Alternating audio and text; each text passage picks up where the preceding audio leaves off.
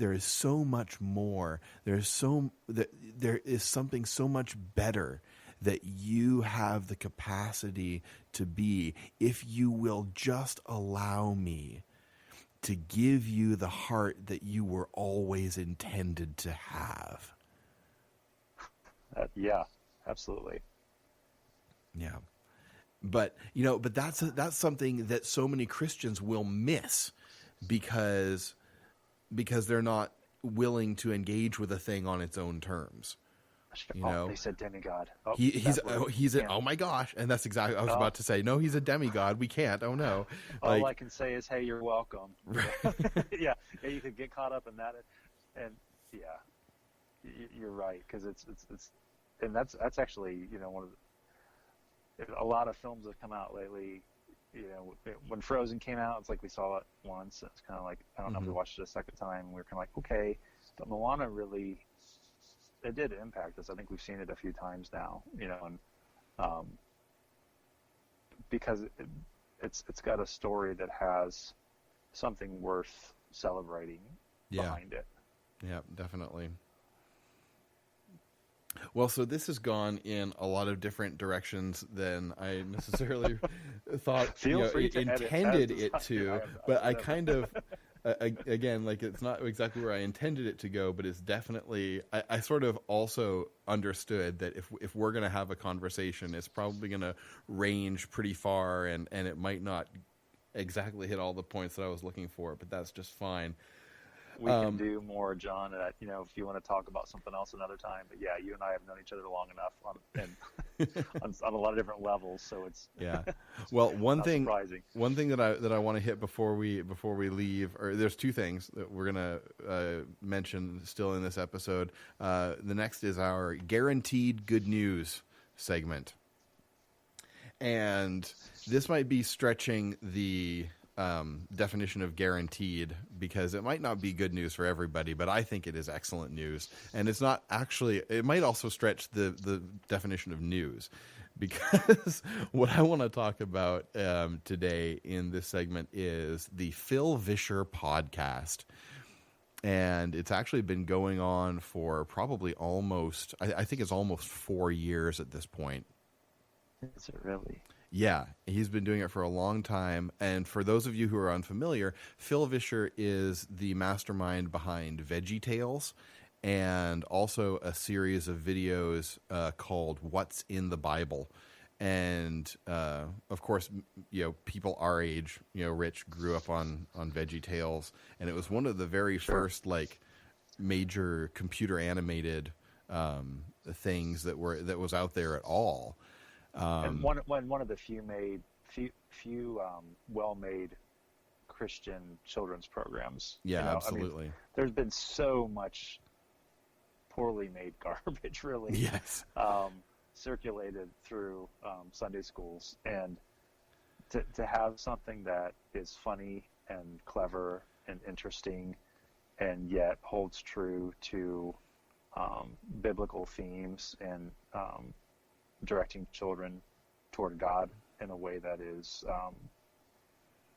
heartfelt, and you can see the love coming through it by those who are by Phil and Mike.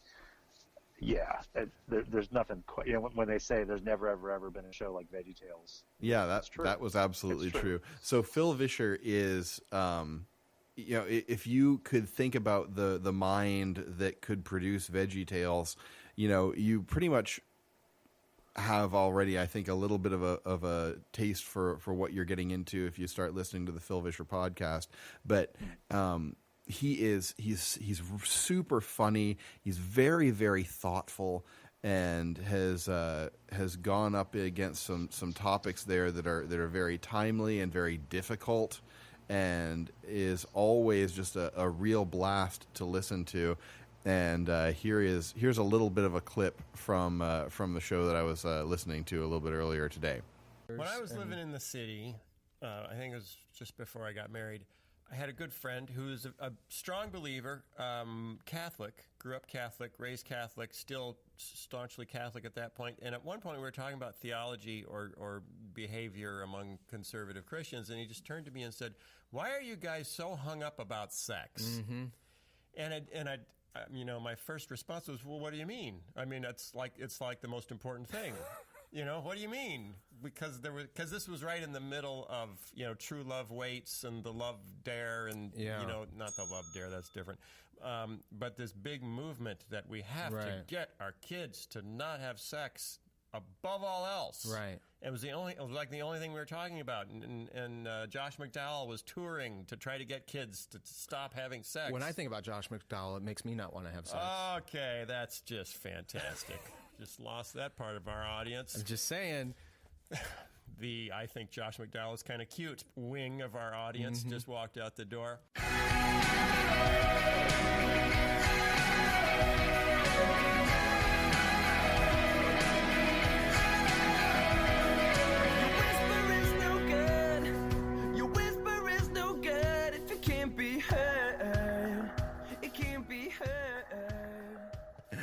All right, well, it's time again for another segment of Understand a Random Fandom. And with us once again from the far country of Estonia is our jock eye for the nerd guy, a man who would scarcely know Pikachu from Piccolo, my brother Joshua Vinalas. Hello, hello, hello. All right. Awesome. Good to be here. Rich, go ahead and let's try and make our case to Joshua for what are we talking about today?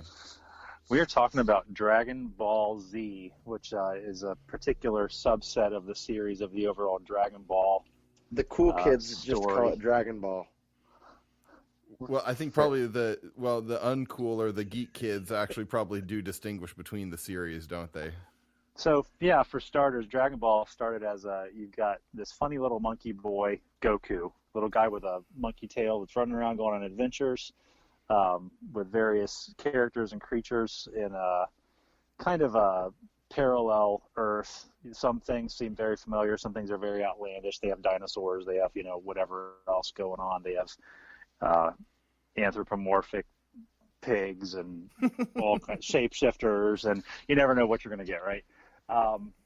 And the overall idea of why it's called Dragon Ball, there's 7 mysterious gems or balls, each with the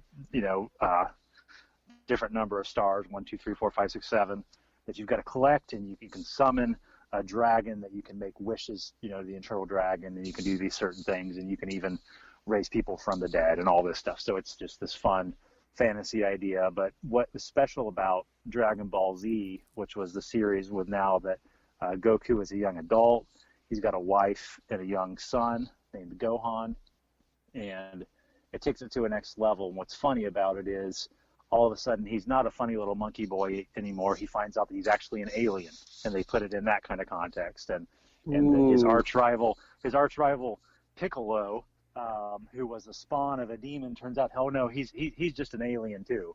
And it kind of takes it in a different direction. And everybody's aliens. Oh, they're all aliens. Now it makes more sense. So this, I get it now. So what's funny about it, and what's kind of both you love it and you also kind of make fun of it, is there's different sagas. There's different episodes, like storylines, sections, storylines. Yeah, and they all have to do with this. The next toughest villain. And so Goku and his son Gohan eventually, and Piccolo, who eventually ends up joining with the Z fighters, with the good guys, are facing each subsequently more powerful and devious villains, starting with some guys that turn out to be from Goku's home planet, that he didn't know about, and he finds out he's an alien race called a Saiyan. He's a Saiyan. He's from a line of fighters. They find out that they were, his family was destroyed by the evil Master Frieza, who's this crazy, creepy, fruity-looking lizard guy. There's just all these different things. They have to face androids. They have to face a guy that's secretly been taking their DNA over the years and assembling their powers. And so there's all kinds of crazy stuff with that. But what really drew me to the series, I mean, first of all, is it was on Cartoon Network when I came home from school in high school, and I had seen some anime and thought it was interesting, and then I saw this program, and on the one hand, you have the martial arts idea and the fighting, and that's always fun to see. That represented, especially then as a cartoon, kind of like things we saw, in the Matrix, which people have kind of joked around a lot of the stuff from the Matrix, and some of the last two films, they took some things from Dragon Ball Z in terms of some of the fighting in the air and stuff, because not only do these guys fight and all these different villains, but you've got heroes that can fly, heroes that can shoot beam cannons out of their hands, and throw energy discs, a destructo disc that seems like Krillin always throws a destructo disc and it always misses. So you can do the Kamehameha? Yeah, they can do the Kamehameha. Yeah, the louder you yell, and the more tiny rocks that are floating around you as you tense up, and as my mom used to say when she heard me watching this show, are you watching Grunters and Groaners again? And you've got to, you do your Kamehameha, and you could throw a ×10 in there to enhance the magnitude. And it's almost like you're playing a role-playing game, and they're slapping down their card on the table of, counterattack or whatever. It's kind of funny sometimes. So I mean, there's all that elements of, okay, this kind of the superhero craziness. To the ultimate level is, okay, Goku finds out that has this hidden power where he can become a Super Saiyan, which basically just means that his hair turns bleached like a punk rocker and his eyes turn blue from his typical Asian dark eyes, and now he's all the more super powerful, which is hilarious because so the Asian becomes more powerful when he's more like a white person. That sounds racist. That is very racist. I think it's a microaggression, but we'll let it slide because it's made by Japanese people. So that's right, because Japanese people can't be racist. That's right, only white people can. I forgot. Right, you have to be outside of the group to be. Yeah, let's not talk about that. Let's not talk about that.